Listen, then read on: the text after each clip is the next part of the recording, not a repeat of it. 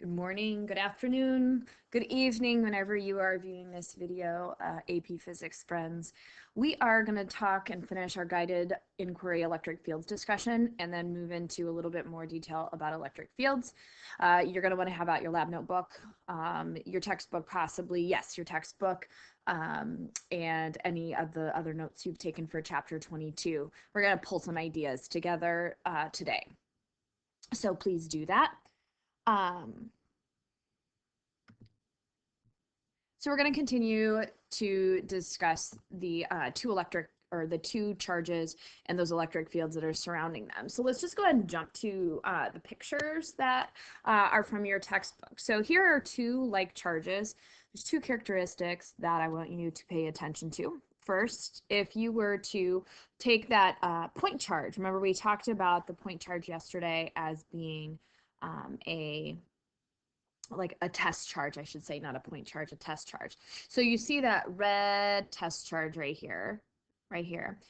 So this is the direction that that charge would feel a force if it was placed there. Remember that test charge is so small, it doesn't impact the field that is set up by those two charges here. So that positive charge and that negative charge there. Notice that it is tangent to the path, right? Notice it is tangent to the path. I also want you to notice that we have this big gap right in the middle between the two charges. So I'm going to just zoom in a little bit more to just that space, and we're going to think about that a little bit more. So if I were to take and plop a charge down on a test charge right here in the center, right there in the center. What direction would the electric field do to this bottom charge point at this point right here? Well, we know that those electric fields emanate out of, right? And so that would be this way. So that would be the electric field that is caused by this charge down here, right? Now, how about this charge? This charge would also produce a field, and it would produce an electric field that is pointed this direction. Notice those electric fields are vectors. They are not forces. They are vectors, however. And because that point is the same distance between the two, those two vectors will add up to be zero, and that makes that electric field zero at that point inside, which makes some sense. Seeing that this picture has that big gap in it. Also, I'm going to see if I can erase all this jazz. Ooh, look at me. You're also going to notice that if we look at some of these parts over here, notice we have big, strong fields because we have lots of lines in that same area. And the further out we go, we have the lesser density of lines, and we have a weaker field the further we go from that. All right, the next thing that I want to look at is the next part with two unlike. Sometimes these are called dipoles. And so notice the difference when we just look at the two of them together. So in contrast to having a zero field between the two like charges, if we go to those two unlike charges, notice how strong that field is in that part right there. Right, so if we draw that same kind of size of box, we've got a lot of field lines right there. And notice it points directly from that positive charge to that negative charge, right, all the way directly from. And notice also that those field lines loop around. They always emanate from the positive and terminate to the negative. These guys out here will continue on and loop around way outside of the screen, and this line will continue on for infinity, right, and then come around right here. So those lines are closed loops. That again is something that's important. And then notice again, if we take one point, the electric field at that point is tangent to that curved path. Okay, so we're going to be looking at number 6 and number 10 in your guided inquiry. So this one right here, that top question, when it asks about the relationship between the electric field and the distance, that's really talking about number 6 in your guided inquiry. So I'd like you to take a moment and I want you to find or identify that equation, right? Also, just what is the relationship. So you should be able to write a sentence relating those two variables. And then also down here, write an equation that describes the relationship between the electric field and the charge. So that was number 10 in your guided inquiry. And then again, what do your numbers mean? So what I'd like you to do is I'd like you to identify those two equations. I'd also like you to have some sentences written, proportionality statements, and then I want you to try to combine those into a single equation and then figure out what the constant is. So I'm going to ask everybody to pause the video and do a little bit of thinking right now. This is a skill that we need to be able to do, is to take multiple trials of different ideas, put them together into a meaningful statement. So pause the video right now and I want you to take some time and think through that.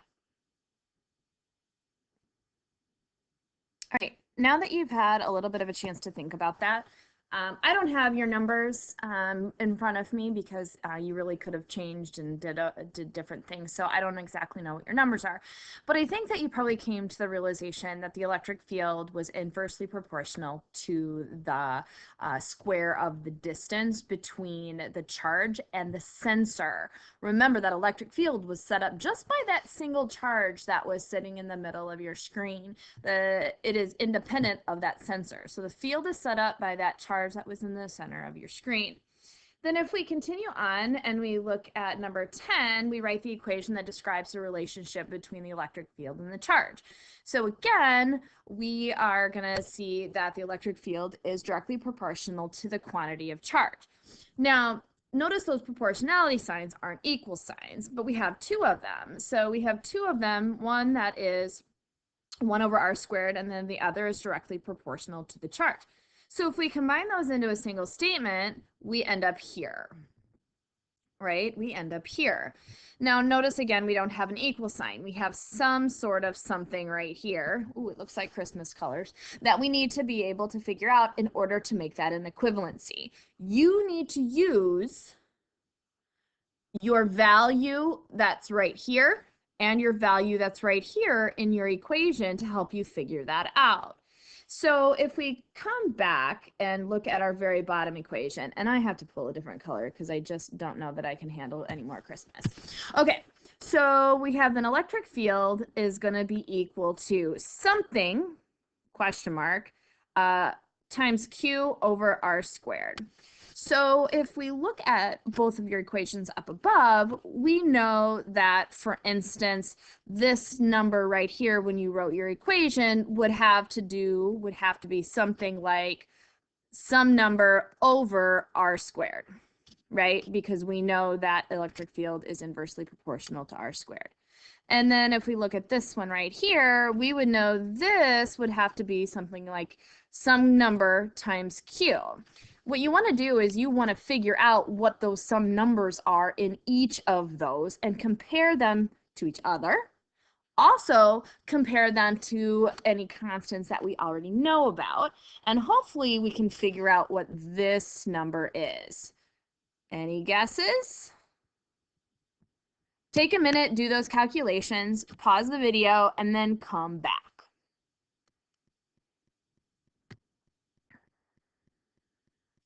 Hopefully you found your constant in both of those up above, right? Both of this equation here and the lower equation there, that both of those yielded a number that was close to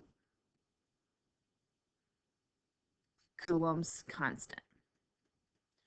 And it should have. If not, check your order of magnitude in terms of your charges. Were those nanocoulombs? Were they microcoulombs? But hopefully we ended up there. So then what we're going to notice is that we have an equation that looks like this.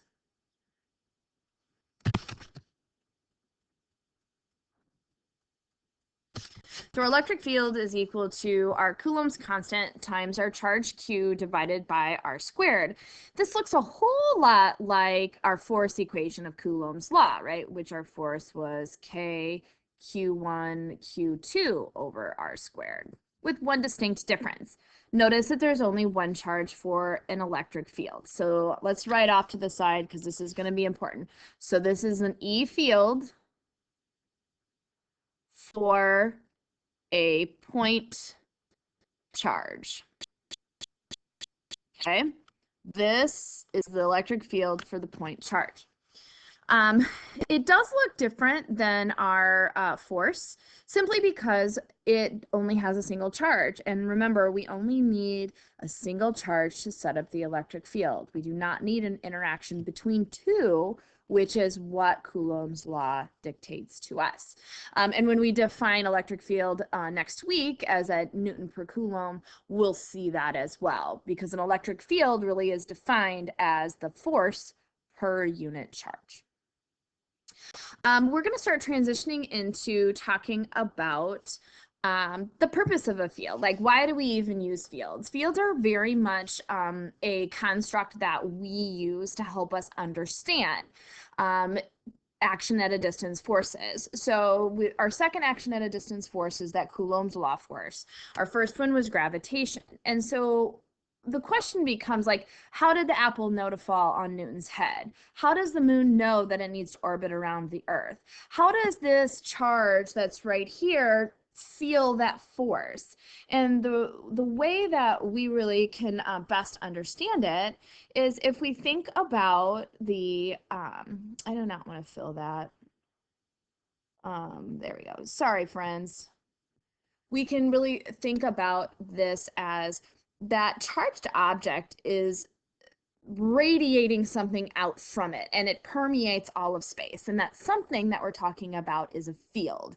And that field has the ability to influence any sort of charged particle that's out in that field or experiences that field. Similarly, like you run and you jump, you are experiencing Earth's gravitation, and we can think about that there's a field emanating from the Earth, and any object that has mass is going to feel that force that's exerted by that field. So it just helps us kind of think through forces that we can't actually see their cause, those action at a distance forces.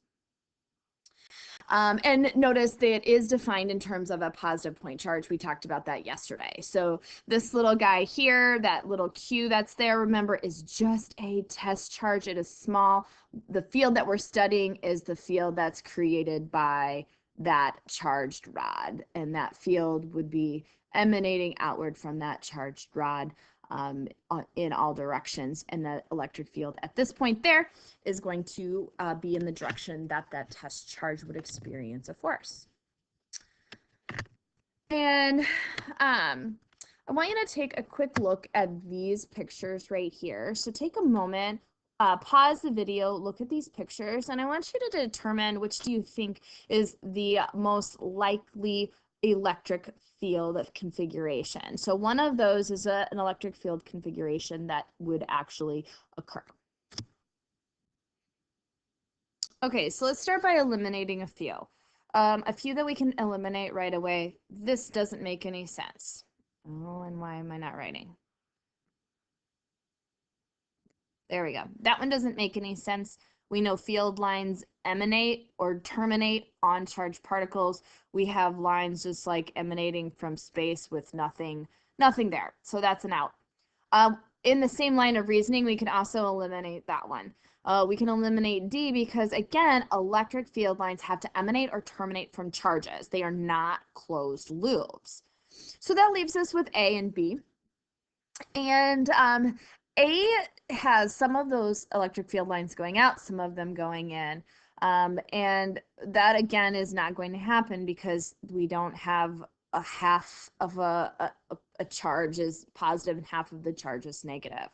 This is the most likely electric field. And this is actually going to be an electric field we will study considerably. This would be for something called a parallel plate capacitor.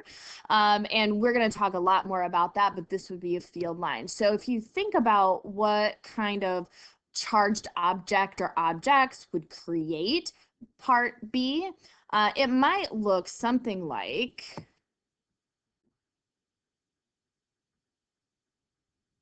this. So we might have a plate over here, and we might have a plate over here, and they're going to be metal. And then we would have, this plate would have negative charges, right? This would be negatively charged, and this plate would be positively charged, right? So those field lines would come from the positive and then go to that negative plate. Okay, so the next thing that I'd like for you to do is I'd like you to jump to checkpoint 1 on page 584. I would like you to draw this picture. Yes, I want you to actually draw it. Don't cheat on that. And I'd like you to try to answer that checkpoint. So pause the video at this point, draw that on your paper, and then come back together in a moment and we'll talk through that. Okay, did you actually draw it? If you did not, pause the video again and actually draw it. I mean it. Okay, so let's get started. First of all, we have an electron and a proton, and I'm going to start color coding these just so that it makes things a little bit easier. So I'm going to make my electron blue, and then I'm going to leave my proton red just so that I can really tell what's happening. And so the first question asks you, what is the direction of the field at point S and point R? That is due to the electron. So I'm going to go back and grab my blue. So we know the electron is negative, so that would mean that we're going to have an electric field that is pointed this direction for my electron, and then this one at R is going to be much bigger because we know it's much closer. Remember, E is proportional to 1 over R squared, right? I should say proportional to 1 over R squared. And so the direction of the electric field at each of those 2 points is shown due to the electron, and I should make sure that electron is indeed blue. Okay. And then the next question, what is the direction of the net electric field at each of those? So then we're going to switch colors and we're going to draw our electric field due to the proton at each of those 2 locations. So with the electron being a positive charge, if we were to plop a positive charge at point S, it would experience a force to the left, but it's going to be fairly small. Now notice I did say the word force, but these vectors are not forces. These are electric fields, so make sure that we're aware of that. And the electric field due to that proton is going to be considerably smaller than the electric field that is due to the electron because of the proximity, the closeness. And so the net field at S is going to be pointed to the right. And if we go back and take a look at point R right now, at point R, the electric field due to the proton is also going to be to the left. This is the electric field due to the proton. And so our net electric field is going to be pretty big and to the left at point R. Notice, just like our superposition of forces, the vectors for electric fields can also be added together.